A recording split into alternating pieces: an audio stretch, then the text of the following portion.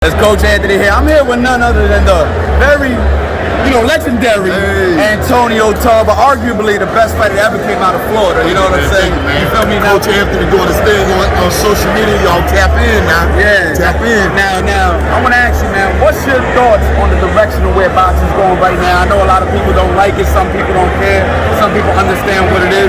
What is you as a guy who's a world champion, who devoted his life to the game, somebody who, has had trouble getting the fights that you wanted to get, a lot of things behind the scenes that we all know about.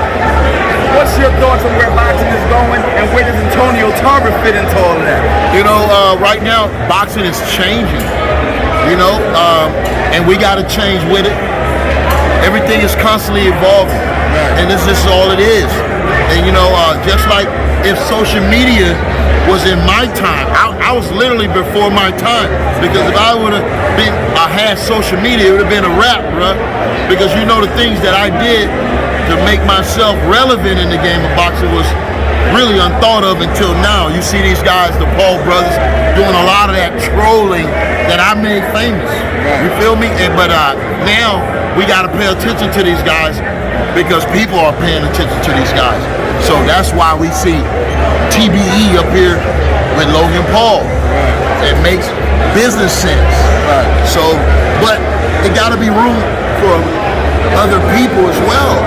You know what I mean? So when you look at other people, then you got to look at a guy like myself, who I take pride in the fact that I think I kept better than all of the legends out there. When you look at wear and tear, you feel me?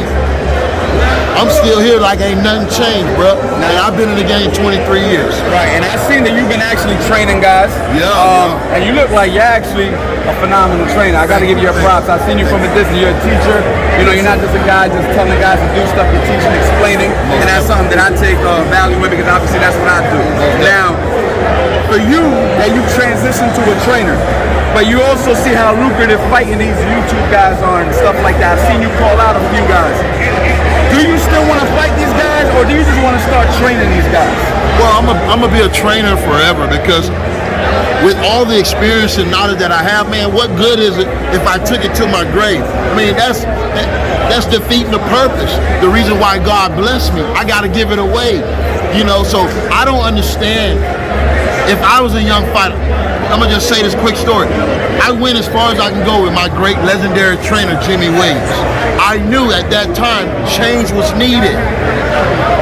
I found Buddy McGirt. We found each other, and the rest was history. But what if I would have been afraid to make a change at that particular time in my career? I would have been stuck. And there's no telling if I would have ever reached that plateau.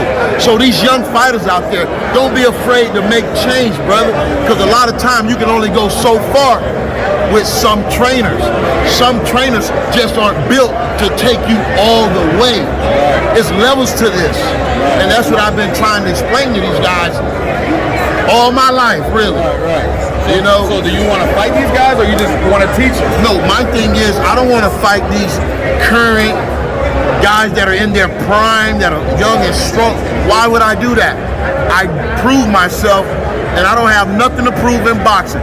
But man, for this entertainment side, it's not a better entertainer than Antonio Tarver when it comes down to putting on a show, selling a show, and then doing everything I say I'm gonna do when I step in that ring.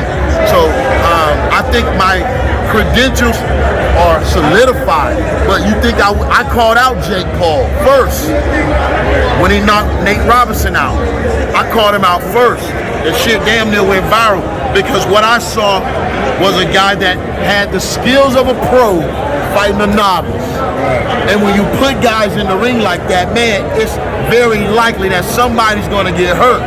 That's why in boxing we have weight limits. It's a reason why. Because if a guy is naturally stronger than the next guy, his power, his resolve going to be that much better. I'm glad you said that, because I talked to my man Shannon Briggs. Right. He told me that Logan Paul has a right hand from hell. He's 190 pounds. Floyd Mayweather's 155. Do you think that Logan actually has a chance to get lucky and land that shot the way Shannon believes that he can? Do you believe that that can actually happen? I don't believe that. And the reason why I don't believe that because I believe Floyd Mayweather still has enough of himself to not put himself in that position. He's going to be able to see all the punches coming. He's familiar with that. Logan Paul's the one that's going to have to make adjustment because he's fighting somebody faster, quicker, and has more experience than anybody he's ever stepped in the ring with. So it ain't going to be it's not going to phase Floyd. It's going to phase him. And experience is the key in this game. I just don't know. I don't know if Logan has enough experience to make a big difference with his size. Now, what you think about Ocho Cinco? We stepped to Ocho Cinco. I asked him a few questions. He actually called me out. So I'm hoping that things go well with him because I'm actually excited about that opportunity for myself. But let's just say he fights tomorrow. He's fighting a guy who actually fought in boxing. Do you think that Ocho Cinco has the perfect guy to look good against, or do you think that he's in too deep fighting Brian Maxwell? Well, you know what? That depends on who picked Brian Maxwell as an opponent. Who picked him? Was it somebody that really knew ability, really knew levels, and knows Chad Johnson's ability? So I got in the ring with Chad before, just about 2 months ago. We didn't spar, but we was throwing punches at each other. What I will say, he has a nice, crisp, snappy jab. That's all I was able to really gauge on. But this could be a dangerous fight because Chad he's venturing in a place where he's never been. So he's a fish out of water. People can always say what it looked like from the outside until they step in the ring. They don't know what to do. The pressure, the camera. This is not the football field where you can hide behind 10 other players. He's going to face something he's never faced before. So how that works, I don't know. Now, the guy that he's facing should have the mindset of, hey, man, you ain't never been in here before.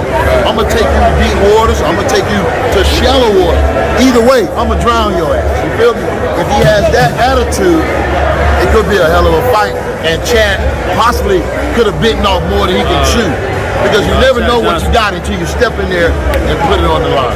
And last but not least, what's next for you, champ? What do you got going on? Well, I'm proud to say I'm being inducted into the Florida Boxing Hall of Fame June 20th. Thank you. I'm appreciative. And my son is back. The best kept secret in boxing, Antonio Tarver Jr. He fights June 18th, the same weekend that I'm inducted. So if you're in the Tampa Bay area, don't miss it. Antonio Tarver Jr., he's back. Thank you for your time, my brother.